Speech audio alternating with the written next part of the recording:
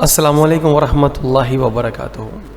جی ساتھیوں، ناچیز محمد زاہد چوہان عرض گزار ہے۔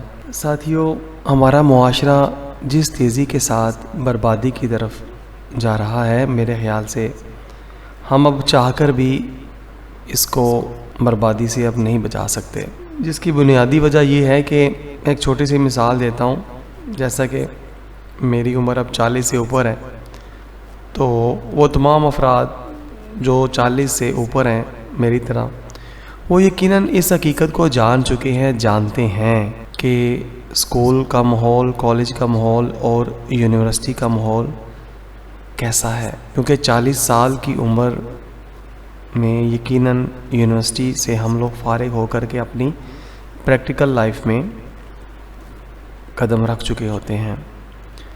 تو ساتھیوں، غور کریں کہ جو ان تمام تینوں مراحل سے گزر چکے ہیں، ان کو پتہ ہے کہ وہاں پر کس طرح کا ماحول ہے، کس طرح کا ماحول ہے، اور ہم بھی جب ان اداروں میں تھے تو ہمارا ذہن کیسا تھا، کیا ہمارا ذہن اسلامی تھا، کیا ہمیں اسلام کے بارے میں کچھ پتہ تھا؟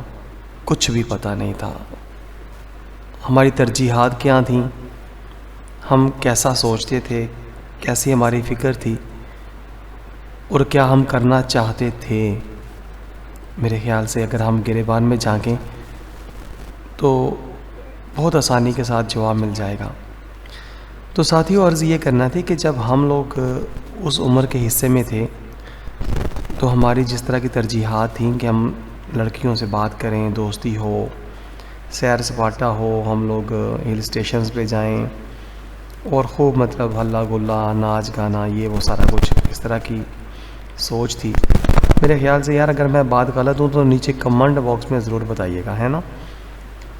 تو اگر یہ باتیں سچ ہیں تو پھر میرے خیال سے یار اب ہمیں غور کرنا چاہیے۔ اب تو ہم کئیوں کی شادی ہو گئی، بچے بھی ہو گئے ہوں گے، تو جو ہم نے اپنے لائف میں اسکول، کالج، یونیورسٹی کا ماحول دیکھا تھا، وہی ماحول ہم اپنے آگے بچوں کو منتقل کرنا چاہ رہے ہیں، ان کو دینا چاہ رہے ہیں، ہے نا؟ یہ بات سوچنے کی ہے کہ یار ہم لوگوں نے تو جو کیا سب کچھ غلط کیا، کچھ ایسا نہیں تھا، نہ دین تھا، نہ نبی پاک صلی اللہ علیہ وسلم کی تعلیمات تھی، نہ ہم خود پیکر مصطفیٰ صلی اللہ علیہ وآلہ وسلم میں رنگے گئے، نہ ہماری وضاقت اسلامی تھی۔ ہر چیز جو تھی وہ بالکل ایک سیکولر مائنڈ کے مطابق ہماری ترتیب پا رہی تھی، اور ہم لوگ ترتیب پا کر کے اب جب پریکٹیکل لائف میں آ گئے ہیں تو اب ہم اپنے بچوں کو بھی وہی بنائیں گے، اپنی عزتوں کو بھی وہی بنائیں گے۔ اسکول، کالج، یونیورسٹیوں میں ہمارے درمیان جو لڑکیاں تھیں یا جو ہم لوگ معاملات سارے اس مراحل سے گزرے تھے، تو ہم لوگ تیار ہیں کہ ہماری بیٹیاں بھی ویسے ہی ہوں، ہے نا؟ مشکل بات ہے نا تھوڑی سی، لیکن ہے تو سچی۔ تو خدا را ان تعلیمی اداروں میں اپنی عزتوں کو بیچنے سے بچائیں۔ یہ بربادی، تباہی ہماری آنے والی نسلوں کو دیمک کی طرح چاٹ رہی ہے۔ ہمارے گھروں کو آگ لگ چکی ہے، بغیرتی، بے حیائی ننگا ناچ رہی ہے۔ اپنی آنکھیں کھولیں یار، یہ دنیا ہماری منزل نہیں ہے۔ آج نہیں تو کل ہم نے یہ دنیا چھوڑنی ہے۔ تو جو کچھ ہم نے کیا ہم اپنے بچوں کو نہ کرنے دیں، جو انہوں نے کیا آگے منتقل نہ کریں۔ آج سے ہی ہم یہ عہد کریں، آئیے آج سے ہم یہ وعدہ کریں کہ ہم اپنے بچوں کو دین سکھائیں گے، بیٹیوں کو گھر میں شہزادی بنا کر رکھیں گے، ہے نا؟ اسی میں ہم سب کی خیر ہے۔